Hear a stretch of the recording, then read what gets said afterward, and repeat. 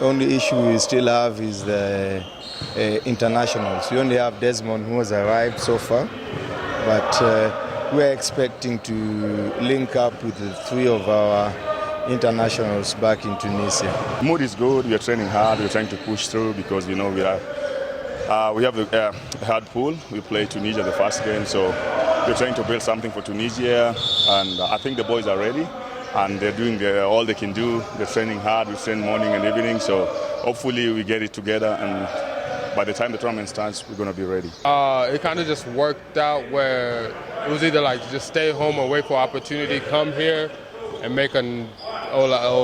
come here, keep on making a name for myself, and just keep on growing basketball in Kenya.